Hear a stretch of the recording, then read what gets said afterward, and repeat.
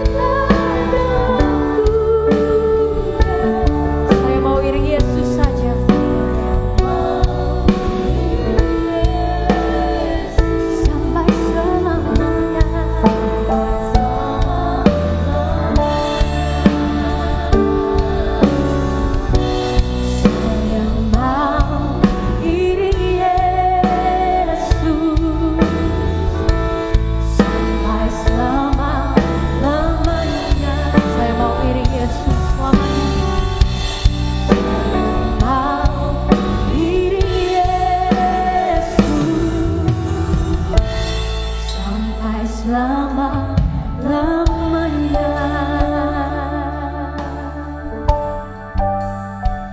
Kami mau mengiring Engkau Tuhan sampai akhir hidup kami dan Engkau menjemput kami kembali.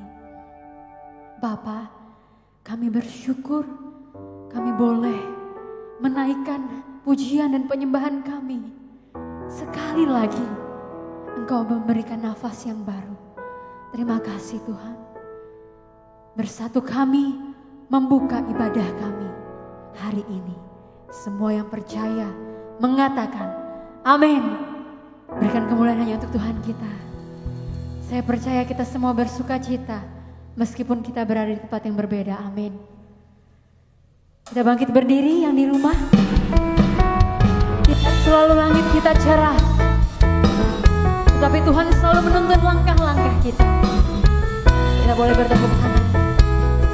Goyangkan badanmu ke kanan dan ke kiri.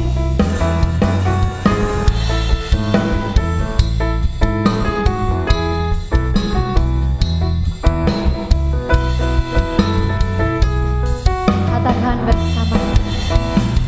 Selalu langitku cerah, mendung membayar.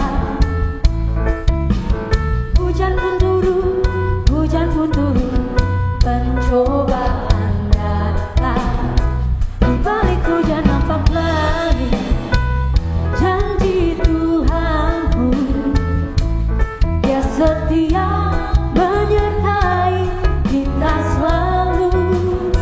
Dia selalu jalanku rata, terjal semata.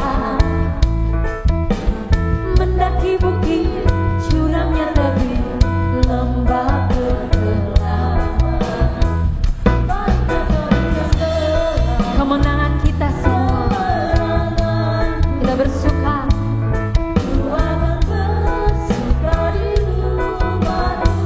Mari ucapkan syukurmu saudara. Ucapkanlah syukur dalam semua perkara, nyata semua baik adanya. Haleluya. Buktikan kasih-Nya, buktikan kasih-Nya. Tuhan Allah kita sungguh Allah setia. Amin.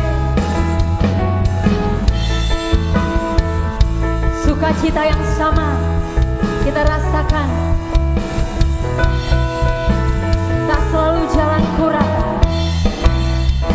Tak selalu jalanku rata, terjal semata.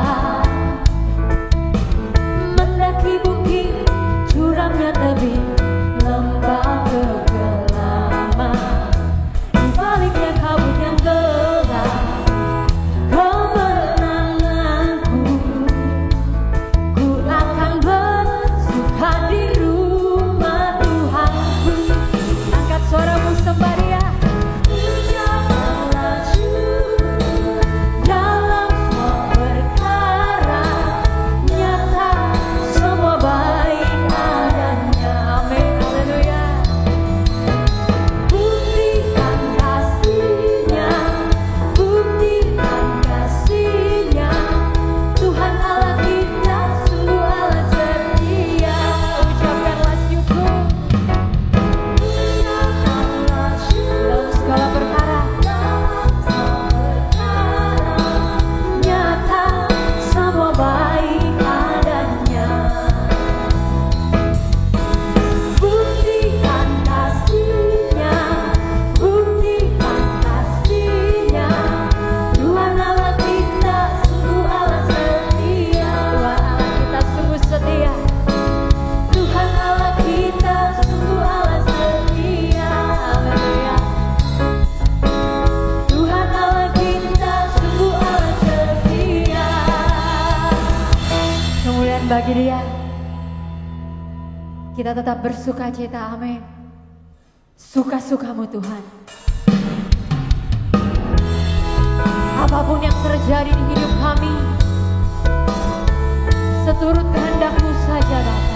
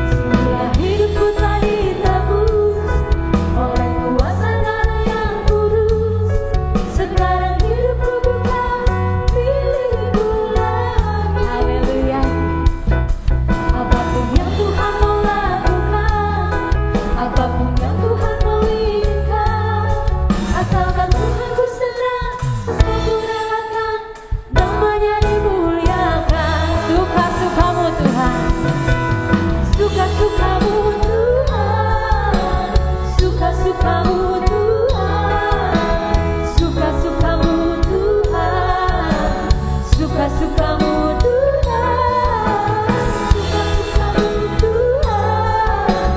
suka-sukamu Tuhan, suka-sukamu Tuhan, suka-sukamu Tuhan. kita boleh bertepuk tangan Bapak Ibu yang di rumah. Kita bersemangat memuji Tuhan kita.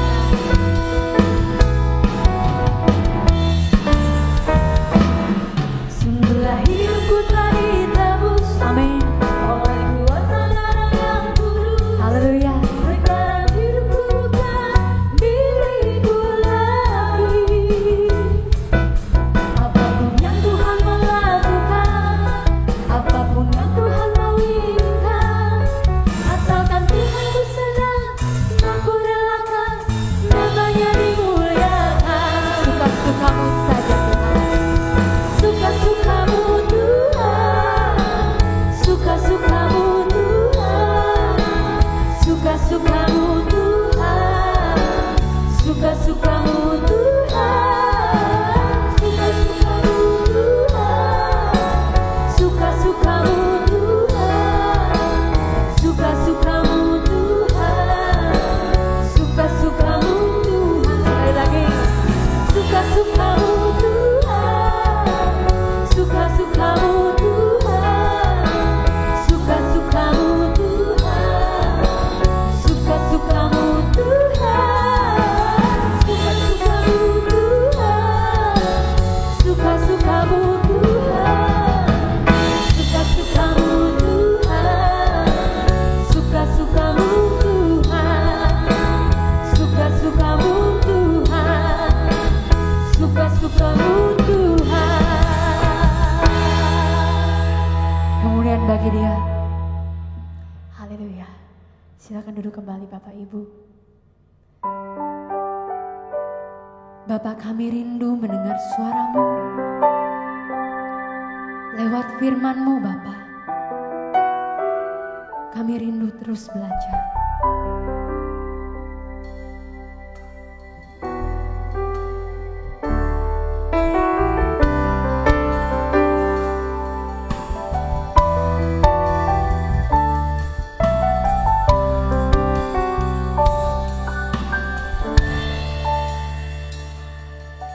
Ku rindu selalu mendengar suara-Mu Tuhan.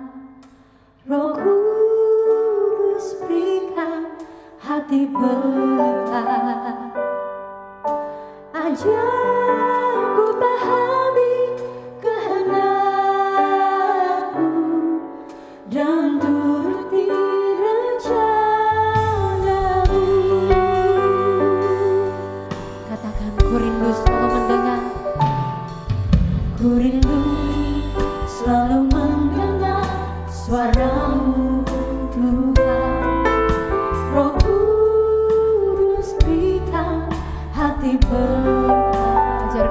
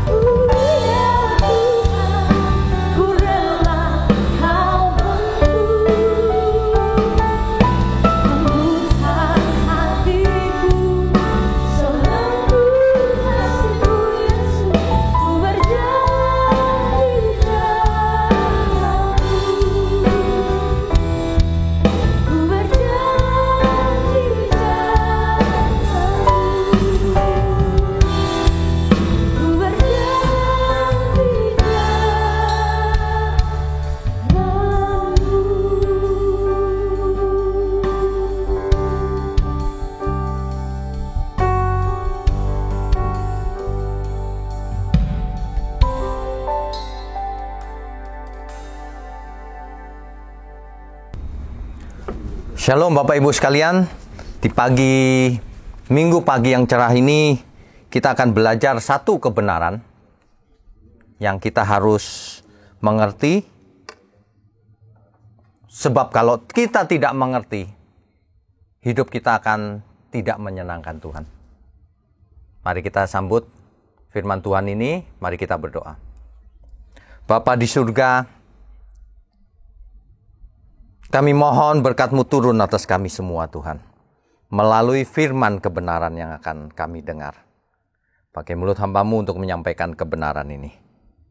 Hanya di dalam nama Tuhan Yesus kami berdoa dan ucap syukur. Amin. Amin. Bapak Ibu sekalian, di suasana yang tidak menentu saat ini, kita sendiri mengalaminya.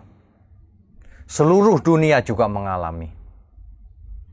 Di saat-saat seperti pandemi global saat ini, hidup manusia berubah.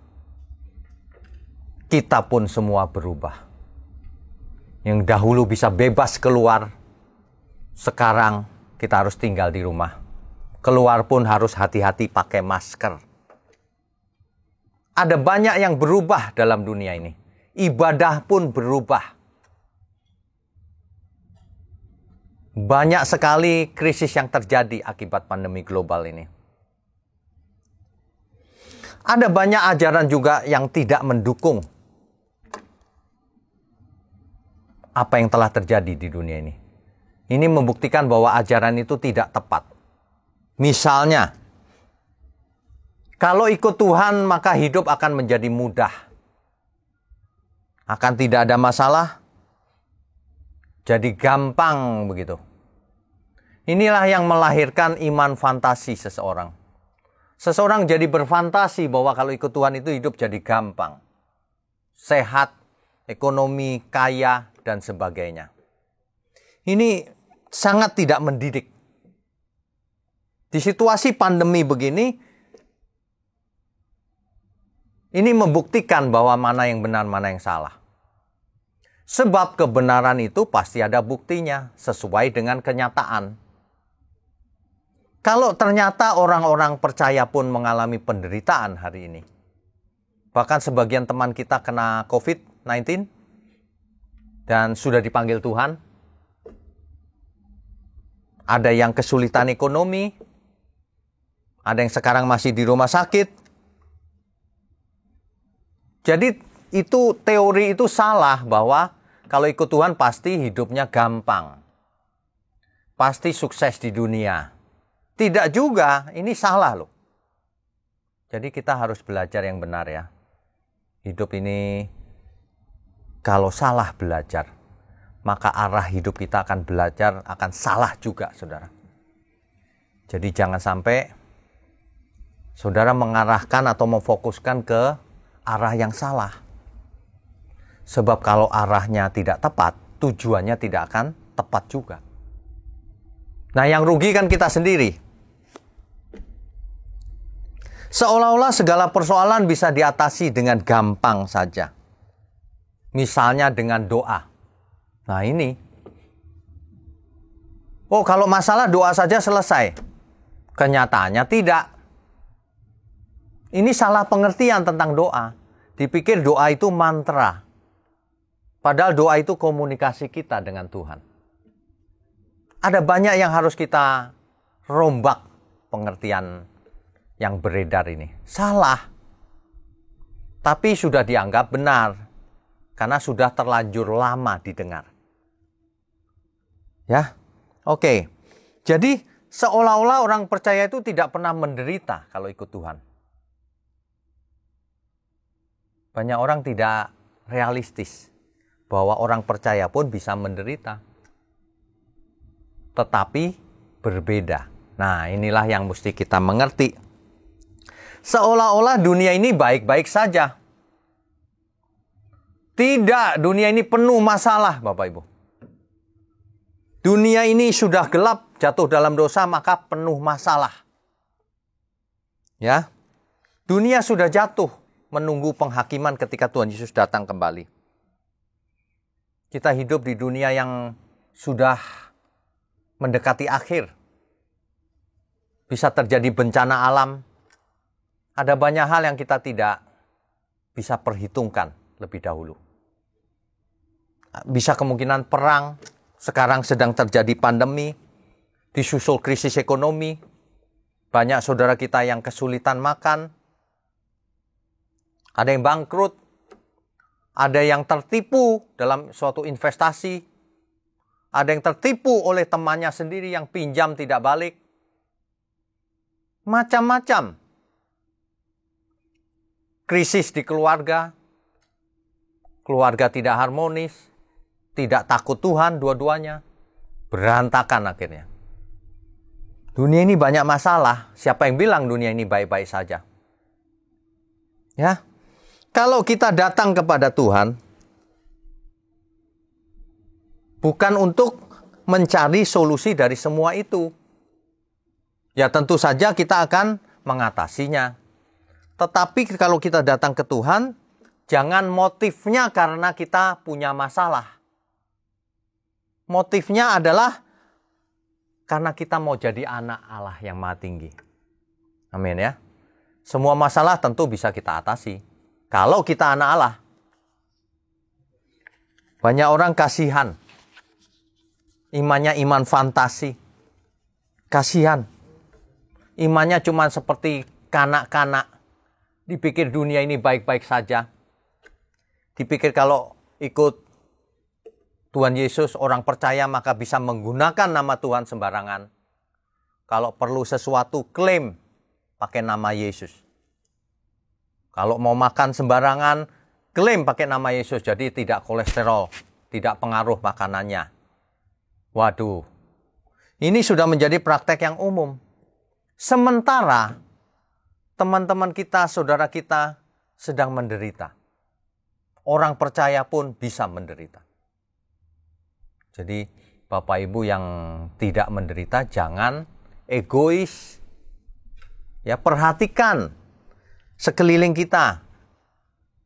Kita bisa menderita meskipun sudah percaya.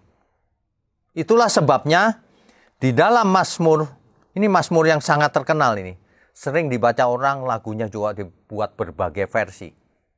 Mazmur 23. Ya.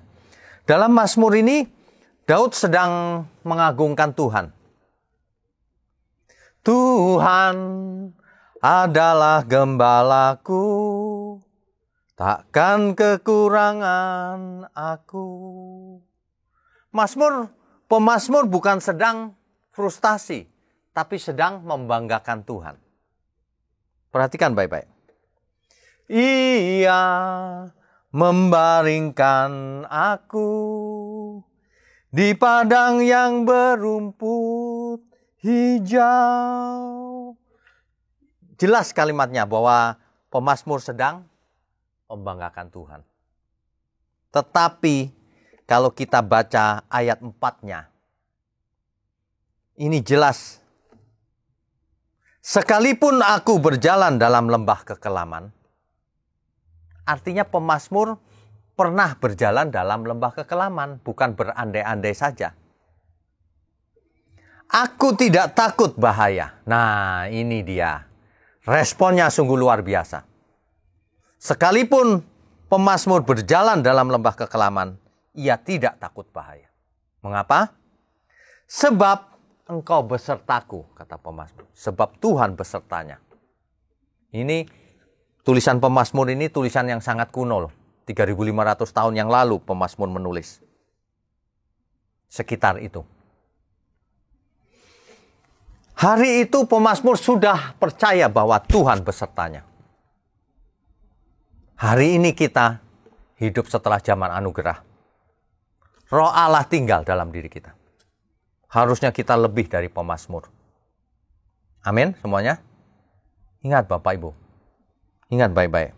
Pemazmur ini responnya luar biasa. Sebab engkau besertaku. Gadamu dan tongkatmu itulah yang menghibur aku. Kalau saudara kita semua dalam masalah hari ini. Siapa yang menghibur saudara? Apa yang menghibur Bapak Ibu sekalian? Kalau pemazmur yang menghibur adalah penyertaan Tuhan. Tongkat dan gada Tuhan itulah yang menghibur. Jadi pemazmur mengalami berjalan dalam lembah kekelaman. Entah apa itu. Bisa masalah apa saja. Tetapi ia tetap terhibur. Kita semua hari ini mengalami masalah. Tapi kita harus lebih dari pemazmur. Kita harus tetap kuat. Semangat. Roh kita harus menyala-nyala di dalam Tuhan. Amin. Mazmur 23 ini nanti dibaca lengkapnya. Bapak Ibu baca Mazmur 1 sampai Mazmur 6. Ya, ayat 1 sampai 6 harus dibaca secara lengkap. Fakta hidup ini demikian memang. Ada kemungkinan kita berjalan dalam lembah kekelaman. Jadi jangan berfantasi. Hidup akan baik-baik saja. Justru melalui banyak masalah atau penderitaan, kita banyak belajar. Justru ketika kita mengalami suasana baik-baik saja, manusia menjadi lengah. Itulah sebabnya firman Tuhan berkata, lebih baik ada di rumah duka daripada di rumah pesta. Sebab pesta akan melengahkan, mengendorkan syaraf-syaraf rohani kita. Tapi penderitaan akan mendidik kita untuk dewasa dalam Tuhan. Untuk berjalan dalam lembah kekelaman tetapi menjadi pemenang. Amin. Bapak Ibu. Oke, jadi mari kita hidup real secara nyata bersama Tuhan. Tuhan menyertai kita dalam segala keadaan. Baik suka maupun duka.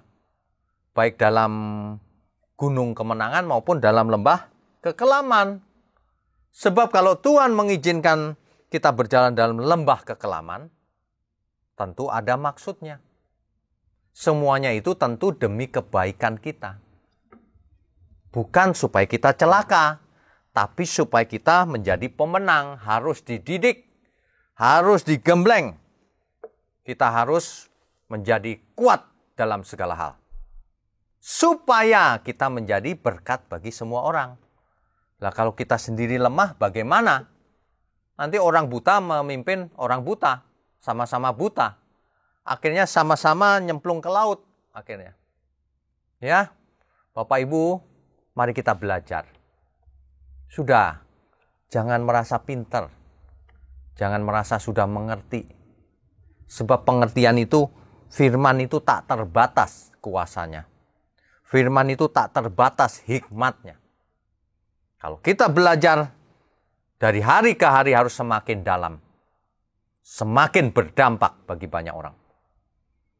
Firman itu sangat berdampak bagi banyak orang. Pasti mengubah setiap orang yang mendengarnya. Kecuali orang itu keras kepala. Kecuali orang itu sombong dan tidak mau belajar, tidak mau dididik. Kalau itu yang terjadi, maka orang itu tidak bisa belajar. Makanya Bapak Ibu, kita semua jangan merasa pintar. Kita harus belajar dalam segala situasi.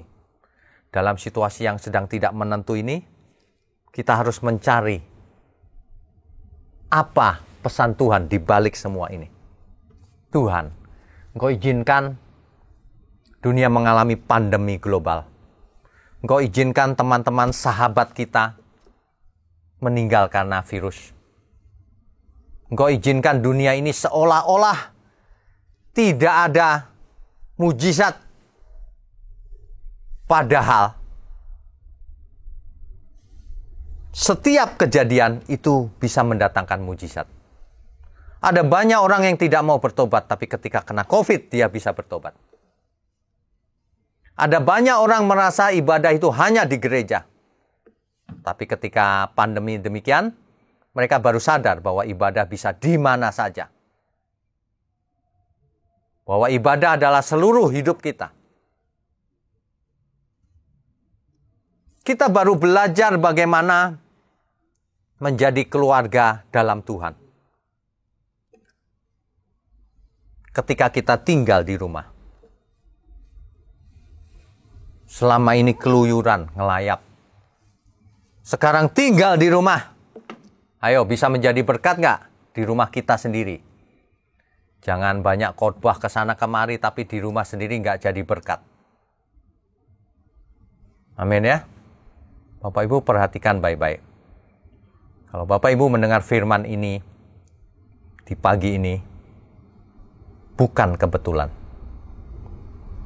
Ayo, dicatat poin-poin pencerahan yang dari Tuhan. Apa yang Bapak Ibu dapat. Dan jangan pernah lupa lagi. Ingat-ingat terus. Seperti para anak Israel. Firman Tuhan berkata, didiklah anakmu berulang-ulang. Ketika ia sedang berdiri, duduk, makan, atau bahkan pergi setiap saat. Kita harus belajar setiap saat dalam seluruh aspek kehidupan kita. Kalau kita benar-benar mau belajar memiliki iman yang benar di hadapan Tuhan. Kalau kita mau benar-benar menjadi pemenang dalam segala situasi. Situasi sedang tidak menentu, tapi umat Tuhan akan tetap damai sejahtera. Tidak takut apapun. Lah pemazmur ribuan tahun yang lalu saja sudah bisa demikian. Kita harusnya lebih dari itu. Ada pandemi, kita tidak takut. Kita jaga kesehatan, ya. Tetapi kita tidak takut. Sebab kalau kita diizinkan mati, itu pun dalam rencana Tuhan. Tapi jangan sembrono. Kalau sembrono salah kita sendiri. Ya. Ibadah itu sesungguhnya dalam seluruh hidup kita. Makanya ketika pandemi demikian, kita tetap beribadah. Tidak ada satu cara pun atau satu kejadian pun yang menghalangi kita beribadah. Ibadah kita itu setiap saat. Ini pun kita sedang beribadah. Setelah Bapak Ibu mendengar khotbah ini, itu pun ingat sedang beribadah. Jangan hidup sembarangan. Kita sedang beribadah dalam seluruh hidup kita. Ya. Virus ini memang sangat berbahaya, tidak kelihatan, tetapi penularannya sangat cepat. Bapak Ibu ingat, penularan itu bukan langsung droplet saja loh. Pakai hikmat. Penularan itu airborne, lewat udara. Bapak Ibu ingat nggak, kalau kita batuk, meskipun kita tidak berhadapan-hadapan, nular nggak? Nular, kenapa? Karena virusnya berterbangan di udara. Khususnya dalam ruang yang sempit dan di dalam ruang tertutup. Ingat itu baik-baik. Airborne dalam ruang tertutup.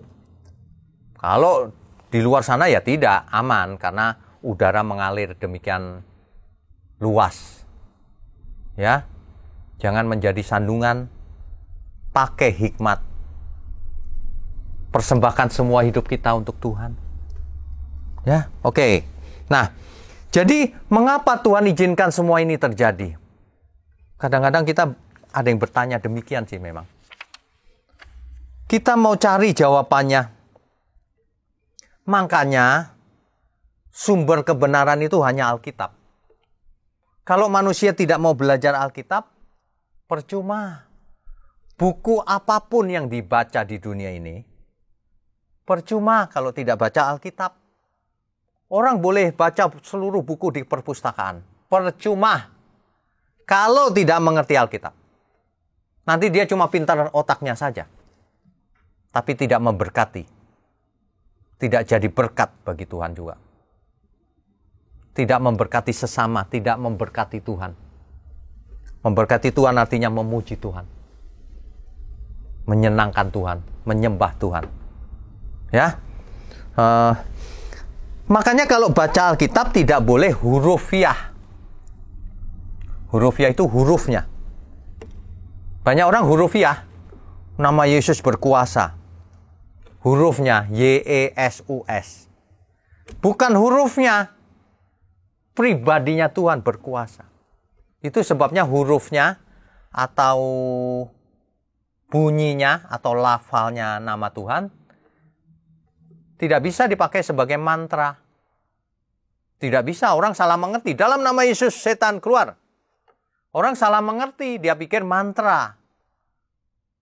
Kalau orang tidak benar, percuma mengusir setan pakai nama Yesus. Tidak ada kuasanya. Bukan karena nama Yesus tidak berkuasa, bukan. Karena Tuhan tidak berkenan kuasanya dipakai oleh orang itu.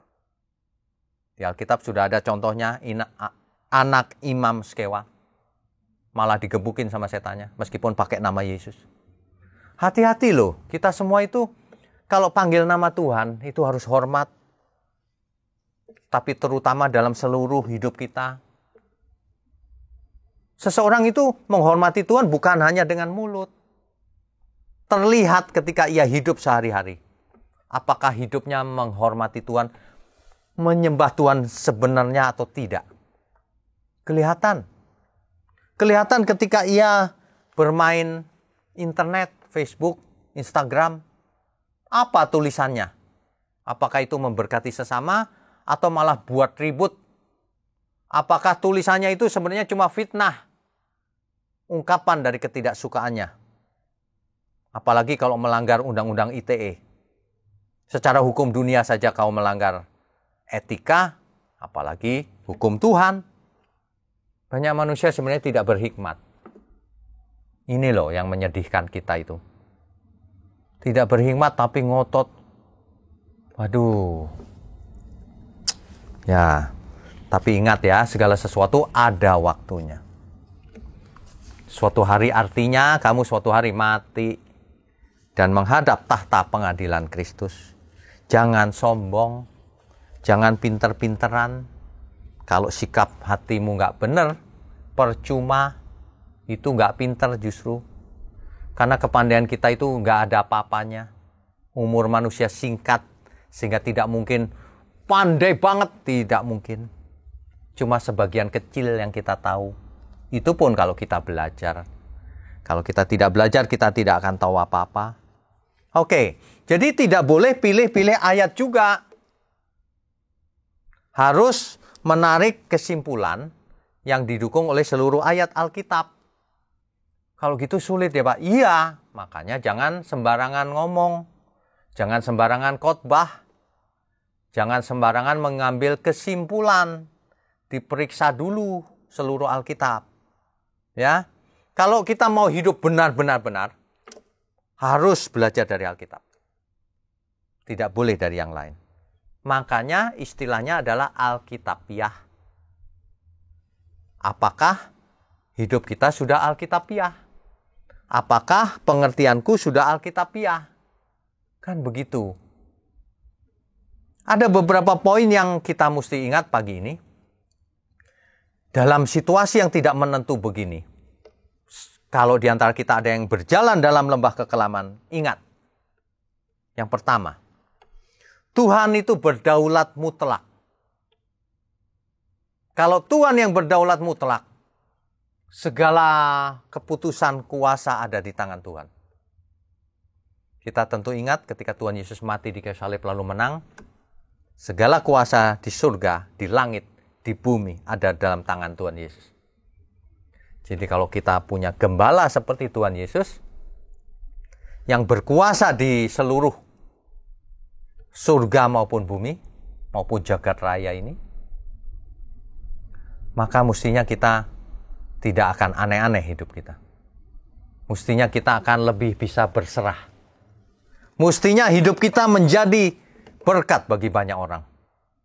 Mestinya hidup kita akan dicium aromanya, aroma surgawi. Mestinya kita tidak hidup seperti orang dunia. Ya. Kalau Tuhan memegang kekuasaan mutlak, berdaulat mutlak, Tuhan bisa intervensi atas segala sesuatu. Bisa. Dan itu sangat mudah bagi Tuhan. Misalnya membuat mujizat. Bisa. Tapi Tuhan juga bisa untuk tidak intervensi. Keputusan ada di tangan Tuhan. Jangan kita playing God. Jangan kita bermain seolah-olah aku Tuhan. Meniru-niru Tuhan. Padahal tidak mengerti Alkitab. Jangan kita itu sok-sokan. Kita harus mencari kehendak Tuhan. Kalau Tuhan yang memerintahkan kita, kita lakukan apapun perintahnya. Dan kalau Tuhan berkata sembuh, pasti sembuh. Kalau Tuhan tidak berkata sembuh, tidak akan sembuh. Karena keputusan ada di tangan Tuhan. Jadi kedaulatan itu di tangan Tuhan. Jangan kita merekayasa. Mentang-mentang kalau memanggil nama Yesus, pasti Tuhan mengalah sama kita. Bukan. Tuhan itu berdaulat mutlak. Dan Dia tidak ingin namanya digunakan sembarangan. Itulah sebabnya dalam 10 firman Tuhan, salah satu poinnya adalah yang paling penting itu. Jangan memanggil namaku dengan sia-sia atau sembarangan. Itu bukan memanggil secara dengan mulut saja. Itu menggunakan nama Tuhan dalam seluruh hidup kita. Jangan, itu larangan ya. Kalau 10 firman Tuhan saja dilanggar, ya sudah, tidak bisa diharapkan orang itu. 10 itu nggak banyak loh Bapak Ibu sebenarnya. Atau diringkas menjadi 2 oleh Tuhan Yesus. Kasihlah Tuhan Allahmu dengan semua yang ada padamu, dan kasihlah sesamamu seperti mengasihi diri sendiri. Kalau seseorang tidak bisa melakukan 2 hal itu, maka hidupnya sia-sia. Karena itu hukum yang terutama. Kalau hari ini diizinkan Tuhan situasi tidak menentu seperti ini, tapi kalau seseorang mengerti 2 hukum yang terutama itu, maka tidak akan ada masalah. Aku berjalan dalam lembah kekelaman, no problem Tuhan. Tidak masalah. Aku tidak takut bahaya. Wow, seperti pemazmur. Minimal seperti itu. Sebab engkau besertaku. Sebab rohmu besertaku. Tidak takut bahaya. Tapi jangan sembrono, jangan diartikan salah. Aku jaga kesehatan, menjaga hidupku, sisanya aku tidak takut. Meskipun harus mengalami banyak hal yang kelihatannya tidak enak. Tapi Bapak Ibu harus percaya, Tuhan berdaulat atas hidup kita. Ya. Poin yang kedua yang harus kita tahu adalah ada hukum tabur tuai dalam dunia ini. Hukum tabur tuai ini berlaku bagi semua orang. Baik orang percaya maupun orang fasik. Sama saja. Bukan berarti kalau orang percaya dapat diskon. Dapat keringanan. Salah. Misalnya nih, oh kalau orang fasik makan kambing banyak nggak apa-apa Pak. Justru celaka Pak. Tapi kalau orang percaya tidak apa-apa. Salah. Justru kalau orang percaya harus lebih menjaga kedagingannya. Jangan sebaliknya ya, pakai nama Yesus ditengking-tengking. Justru karena orang percaya harus lebih menguasai kedagingannya. Terbalik nih. Ya. Oke. Nah, jadi hukum tabur tuai ini jangan digantikan dengan yang lain. Karena tidak mau bertanggung jawab, karena mau memuaskan kedagingannya, maka pakai nama Yesus. Tumpang tangan, ditengking, berdoa, yang begitu-begitu. Nanti air didoakan, pakai cara-cara begitu. Ini manipulasi manusia. Tidak ada di Alkitab. Tidak ada. Ingat, ada hukum tabur tuai, Bapak Ibu. Tidak bisa dilanggar. Respon kita itu sebenarnya kelihatan loh. Apakah menyenangkan Tuhan atau tidak. Hukum tabur tuai kalau kita anggap enteng terus menggunakan nama Yesus sembarangan. Kira-kira menyenangkan Tuhan atau tidak? Itu orang yang tidak dewasa. Ya. Itu adalah orang-orang yang tidak dewasa. Menciptakan perdukunan dalam gereja. Pakai minyak lah, pakai air lah, pakai kain yang didoakan. Waduh, ngarang-ngarang itu Bapak Ibu. Mari kita kembali ke Alkitab. Mari kita hidup bersama Tuhan sesungguhnya. Jangan fantasi, itu banyak fantasi itu. Sesungguhnya roh Allah ada dalam diri kita. Jadi kita tenang saja, karena Ia berdaulat atas hidup kita. Yang kedua, kita berlaku hukum tabur tuai. Jadi kita jaga diri. Bertanggung jawab. Kita harus bekerja. Kita harus mempersembahkan seluruh hidup kita bagi Tuhan. Seluruh tindakan kita itu mencerminkan apakah kita memperlakukan Tuhan sebagai Tuhan atau tidak. Jadi ada bagian kita. Bukan semua dikerjakan Tuhan. Ada bagian kita, Bapak Ibu. Kalau kita melewati lembah kekelaman, Tuhan menyertai, memberi penghiburan, kekuatan. Tapi bagian kita harus kita kerjakan. Justru itulah yang diinginkan Tuhan. Bagian kita harus kita kerjakan. Supaya ibarat orang sekolah itu kita naik kelas. Itu. Kalau enggak bisa naik kelas. Bagaimana seseorang didewasakan? Melalui penderitaan. Melalui cobaan. Melalui lembah kekelaman. Melalui pembelajaran. Baik teori, perasaan, dan pengalaman hidup. Sesungguhnya ya Bapak Ibu, sesungguhnya saudara-saudara sekalian, seluruh hidup kita itu sebenarnya ibadah. Jadi jangan sampai Bapak Ibu tidak mengerti hal ini. Kita itu harus mengarahkan seluruh hidup kita sebagai ibadah. Jangan membagi-bagi. Kalau sudah selesai dari gereja, sudah tidak ibadah. Ya. Jadi ada bagian kita, perhatikan. Kita harus belajar.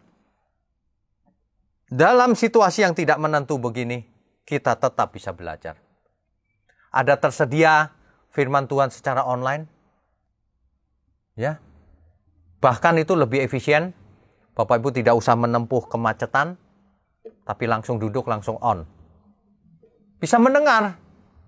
Tentu saja harus dicatat. Jangan mendengar sambil leyeh-leyeh lalu ngantuk. Kalau diberi kesempatan itu dilakukan, diambil. Coba Bapak Ibu praktekkan. Coba dipraktekkan 1 bulan dulu. Kalau mendengar khotbah konsentrasi, berdoa, minta pencerahan, dicatat, diingat-ingat, dilakukan. Coba 1 bulan berubah nggak? Pasti berubah. Orang tidak serius sih belajarnya. Lebih suka mendengar hal-hal yang menyenangkan hati. Fantasi. Lebih suka ajaran-ajaran yang cuma menghibur. Bagian kita itu 1, belajar. 2, menjadi teladan. Kalau apa yang kita pelajari kebenaran itu dipraktekkan akan menjadi teladan. Dan setelah menjadi teladan barulah berdampak bagi sekeliling kita. Sebab kalau orang melihat ada keteladanan dalam hidup kita, orang akan tertarik untuk belajar juga. Kalau orang tidak melihat apa-apa dalam hidup kita, maka orang tidak tertarik untuk belajar. Khususnya orang-orang di sekitar kita. Misalnya khotbah pinter, tapi di rumah istrinya melihat, waduh dia cuma khotbahnya tok yang pintar. Tapi kasar, pelit sama sesama, iri sama teman-temannya dan sebagainya. Waduh, itu yang paling tersandung istrinya. Belum orang lain. Karena aromanya pasti bisa dicium banyak orang. Mari kita semua fokus ya. Yang pertama kita harus belajar. Yang kedua kita harus jadi teladan. Yang ketiga, kita harus berusaha menyelamatkan banyak jiwa. Baik fisik maupun non-fisik. Terutama non-fisik. Fisik. Kalau ada orang yang kesulitan ekonomi, kita harus bantu. Kalau ada orang yang sakit, kita tahu obat apa kita harus berikan. Kalau kita dokter, ada yang sakit, kita harus tolong dia supaya sembuh. Jangan pikirkan uangnya. Matre ini yang menjadikan orang menjadi jahat. Orang tidak mau mengulurkan tangannya. Hari ini banyak yang begitu. Kenapa? Karena tidak ada uangnya. Orang kalau ada uangnya, wah langsung rajin mengerjakannya. Kalau tidak ada uangnya, apalagi menolong orang, malas. Yang begini nih, bukan murid Tuhan, meskipun kau lulusan sekolah teologi. Murid Tuhan itu kelihatan dalam sikap hatinya, dalam seluruh perbuatan hidupnya. Kelihatan, tidak perlu diumumkan, sudah terlihat. Ya, selamatkan banyak jiwa. Terutama dimulai dari diri sendiri, berubahlah. Kalau diri sendiri tidak berubah, tidak selamat, bagaimana mau menyelamatkan banyak orang? Jadi dalam menghadapi lembah kekelaman ini, situasi yang tidak menentu ini, bagi sebagian orang dianggap lembah kekelaman. Bagi saya tidak. Semua lembah sama. Hanya kelihatannya saja kekelaman. Padahal selain pandemi ada banyak bahaya. Banyak sekali bahaya. Coba berapa banyak orang yang mati mendadak karena jantung, kanker, stroke. Banyak sekali, itu lebih berbahaya daripada virus pandemi ini. Mengapa? Karena semua orang melakukan kesalahan yang sama. Makan sembarangan, hidup sembarangan, tidak takut firman Tuhan, stres, depresi hidupnya. Sesungguhnya kalau kita percaya firman Tuhan, coba kita baca Roma 8 ayat 28. Roma pasal 8 ayat 28. Kita tahu sekarang bahwa Allah turut bekerja dalam segala sesuatu untuk mendatangkan kebaikan bagi mereka yang mengasihi Dia. Yaitu bagi mereka yang terpanggil sesuai dengan rencana Allah. Kalau seseorang percaya benar ayat ini, benar sungguh-sungguh percaya, maka ia tidak akan merasa berjalan dalam lembah kekelaman. Sebab Allah turut bekerja dalam segala sesuatu untuk mendatangkan kebaikan. Jadi kalau ada terjadi pandemi seperti ini, aku tidak takut bahaya. Pasti ini mendatangkan kebaikan bagi banyak orang. Supaya orang bertobat, supaya orang takut bahwa ada Tuhan. Supaya orang tidak sombong. Supaya orang mau merenung kembali hidupnya itu apa. Untuk apa hidupnya itu.